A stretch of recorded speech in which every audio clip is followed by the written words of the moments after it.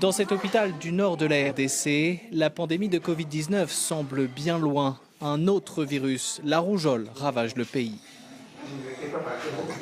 Aujourd'hui, on vient de recevoir cette patiente ici. Il s'agit d'une fille de 4 mois. Comme on peut voir, la peau, il a typiquement les papules typiques de la rougeole, qui sont plutôt ici sur le visage et puis ici sur le thorax, sur les bras. Beaucoup d'enfants souffrent de complications, dont certaines peuvent être mortelles.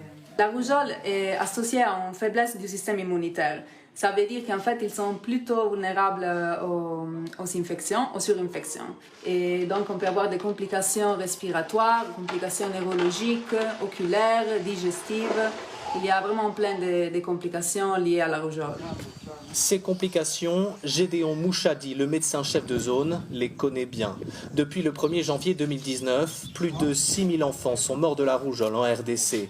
Face à l'urgence, les hôpitaux et les centres de santé peinent à venir au secours des malades. Mais nous avons des difficultés d'approvisionnement en médicaments.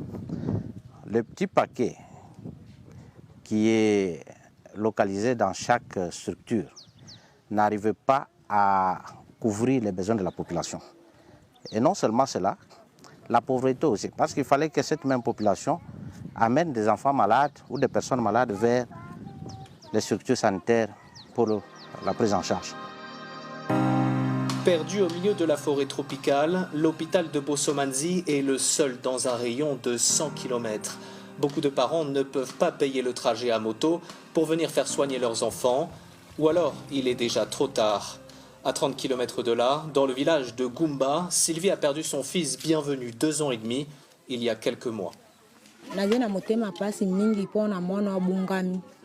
Pona ndima itete mangbele koki ko boma mwana te e ye nini rougeole koki ko boma mwana te kwa ye pe na kena mwana hôpital kwa mema mina nzela akufa me posa na ngezi ete motema na ngai nde bondisa ma pona na motema pasi mingi. La méconnaissance de la maladie et de ses symptômes est l'un des principaux obstacles à l'éradication de l'épidémie. Sous un manguier, Gaston Lufungula, promoteur de santé, réunit parents et enfants pour une leçon de médecine improvisée.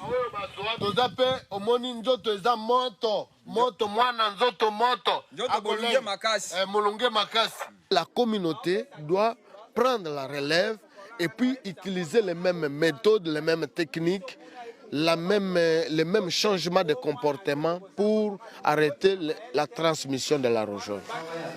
Certaines croyances sont difficiles à déboulonner. Cette mère, par exemple, est persuadée que les vaccins ont rendu sa fille malade.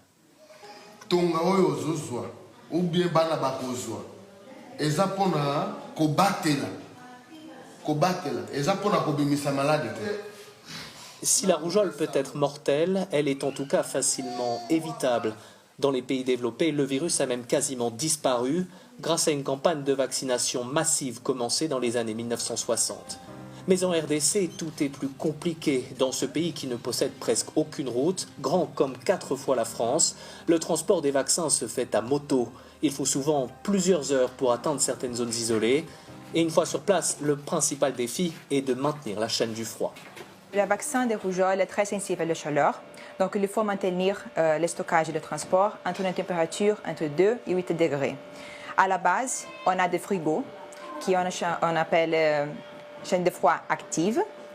Mais pour le transport et pour le stockage ou le centre de santé, il faut utiliser une chaîne de froid passive, c'est un glacier comme ça. Avec l'appui de Médecins sans frontières et de l'Organisation mondiale de la santé, le gouvernement congolais a lancé en janvier un vaste plan de riposte contre la rougeole. L'objectif, améliorer la couverture vaccinale qui atteint à peine 58% en RDC. Pour y arriver, le pays veut se doter de nouvelles infrastructures, comme ce tout nouvel entrepôt de stockage inauguré à l'automne dans la banlieue de Kinshasa.